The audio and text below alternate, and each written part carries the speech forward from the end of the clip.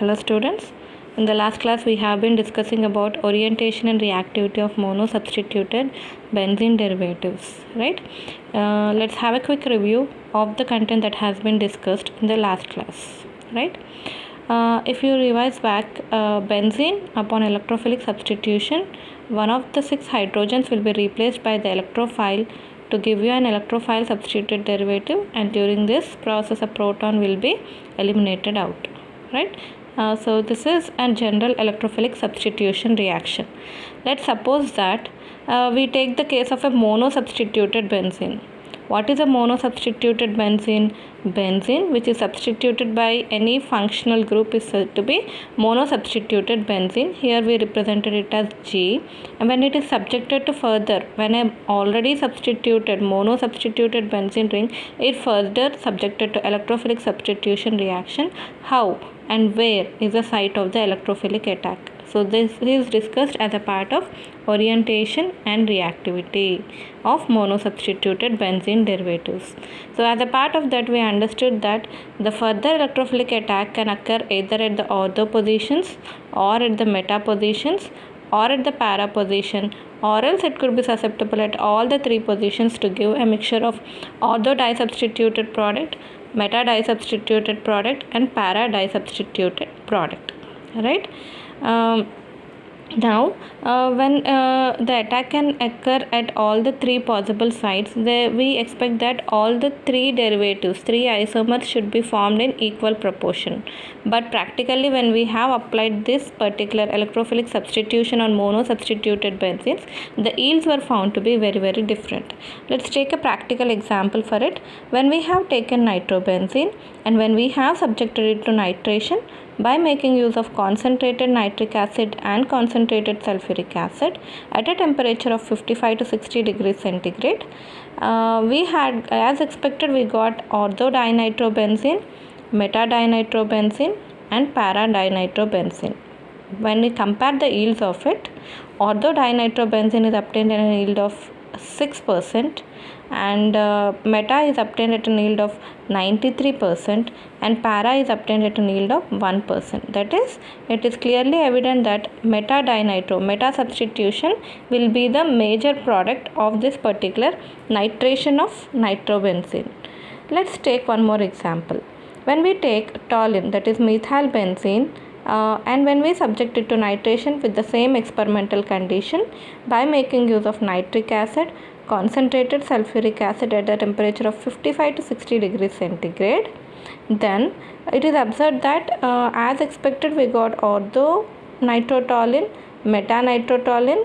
Here the electrophile generator is nitronium ion, so nitronium attack occurs at ortho, meta and para to give us orthonitrotoluene, metanitrotoluene and paranitrotoluene, but they are again not obtained in the same yields. It is observed that ortho is obtained with a yield of 59%, meta with an yield of 4% and para with an yield of 37%. Here it is evident that ortho and para are obtained as a major products, whereas meta it is obtained as a minor product.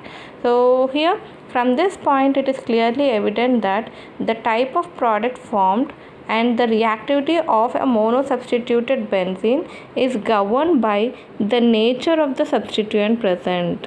If some substituent like nitro group is present, meta product is obtained as a major product. If some substituent like methyl group is present, then we are getting ortho and para as the major products, right? So from this it is clearly evident that the group that is present on your benzene ring in case of a monosubstituted product determines the nature of the product. If at all, if you have certain group like methyl group which is electron releasing in nature, which releases electrons to your benzene ring, then it acts as a ring activator and favors ortho para substitution. So we can say that all electron releasing groups are ring activators and they are ortho para directors, right?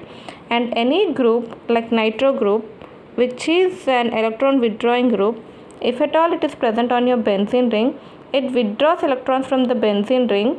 Because it is withdrawing electrons from the benzene ring, they are ring deactivators. and they are said to be meta-directors. Right? Electron releasing groups are said to be ring activators and they are ortho-para-directors, whereas electron withdrawing groups are ring deactivators and they are meta-directors. Right? This is what we have discussed in the previous class. And we have even worked out on the classification of the substituents depending upon the nature of the group present.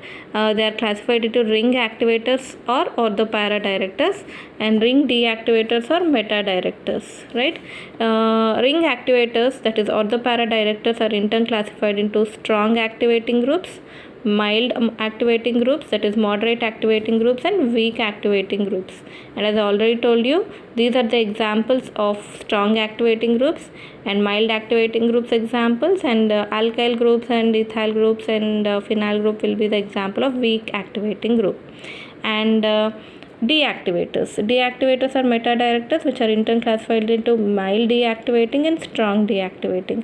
Mild or moderate. Mild deactivating group examples, that is acyl group, alkyl group, aldehyde group, cyano, sulfonic acid, carboxylic acid, these are all mild deactivating groups. And strong deactivating groups include nitro group, trifluoromethyl, trichloromethyl group. These are all examples for strong deactivating groups. And there are certain examples called as weak deactivating groups. Weak deactivating groups, actually they have to fall in this criteria, but I have mentioned that they are ortho-para directors. This is a great exemption. Even though halides like fluorine, chlorine, bromine, iodine, they are weak, they form the category of deactivating groups. They are not meta-directing in nature, they are ortho-para directors. All these things we will understand now. Now here, after understanding the classification of the substituents, we will get three questions arises in our mind. Why all these ortho-para directors are called as ring activators, and why meta-directors are said to be ring deactivators? First question, why ortho-para directors are called as ring activators, and why ring, and or else you can also ask why ring activators are ortho-para directors, and you may also ask why all ring deactivating groups are meta-directors. And the third question is, and if so, like if deactivating groups are meta-directors, why halides being deactivating groups are ortho-para directors instead of acting as a meta-directors? These three questions are left unanswered. So in today's class we will discuss. So the major motto in understanding today's class is we will try to understand why ring activators are ortho-para directors and why ring deactivators are meta-directing in nature, and if time permits we will also discuss why these halides, even though they are deactivators, ring deactivators, they are acting as ortho-para directors. Right? Yes, let's now try to understand the first question. Why ring activators, why ortho-para directing groups are said to be ring activators, and why meta-directors are said to be ring deactivators? What is the concept of activation and deactivation? So for that sake we are understanding discussing something about orientation of the substituents and reactivity of substituted, that is mono-substituted benzene derivatives.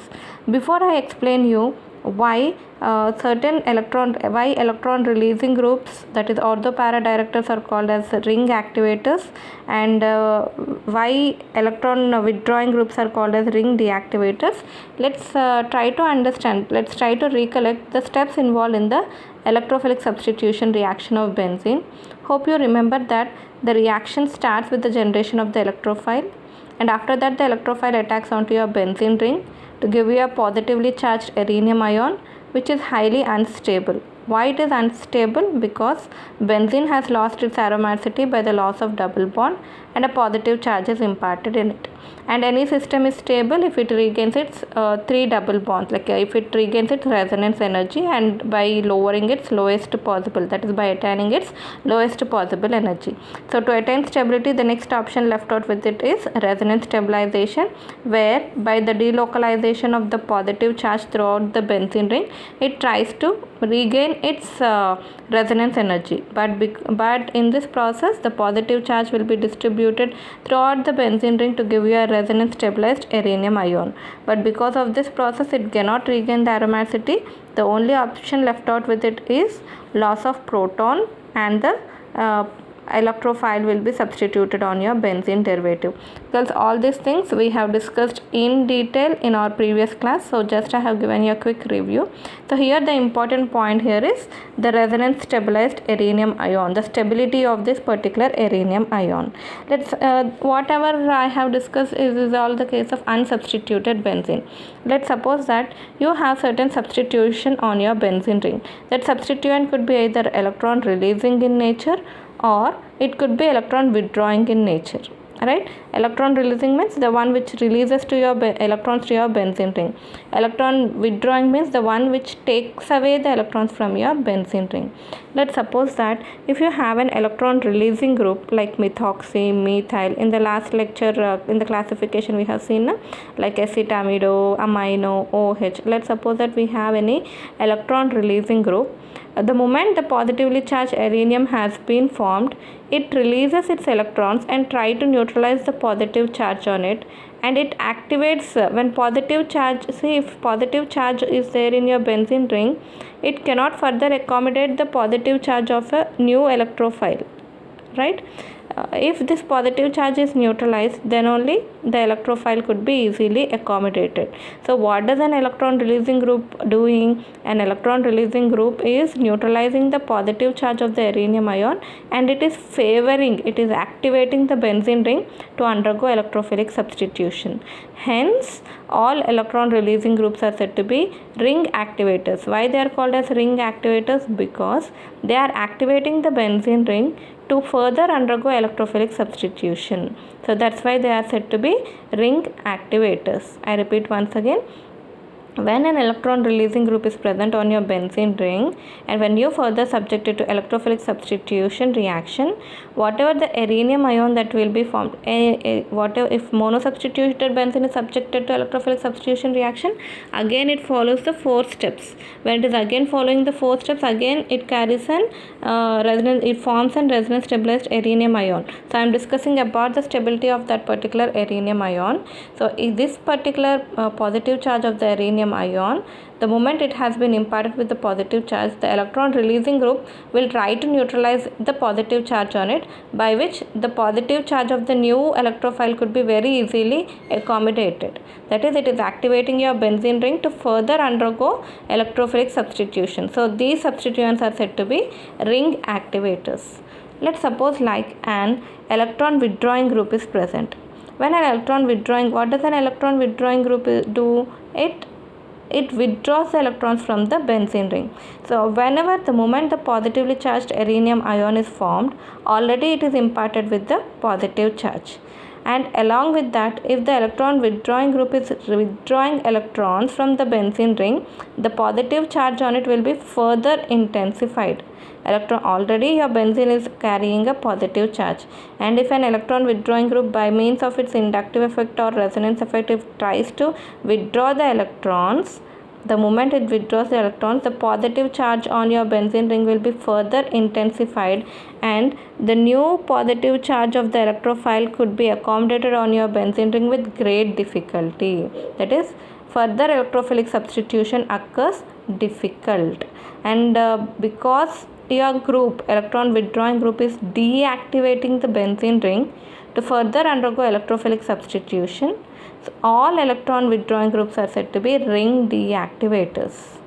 Got my point? That is the reason why, although like electron releasing groups are said to be ring activators, and it is observed that if at all a ring activator is present, it is an ortho-para director, and if at all electron withdrawing groups are examples for ring deactivators. If at all it is a ring deactivator, they are all meta directors. Okay, So on that basis only, already I have discussed, we have taken up the classification of ring activators and ring deactivators, which are again classified into strong activating, moderate activating and weak activating, along with the examples. And same here, the classification of deactivators. The only exception is here is that for the weak deactivating group like fluorine, chlorine, bromine, iodine, even though they are deactivating in nature, they are acting as ortho-para directors. So this question is to be understood, right? So this is something in brief about the classification and the nature of the substituents. Let's now what all we have discussed is all about the orientation of monosubstituted benzene derivatives. Let's try to understand something about the reactivity of monosubstituted benzene derivatives in the next lecture.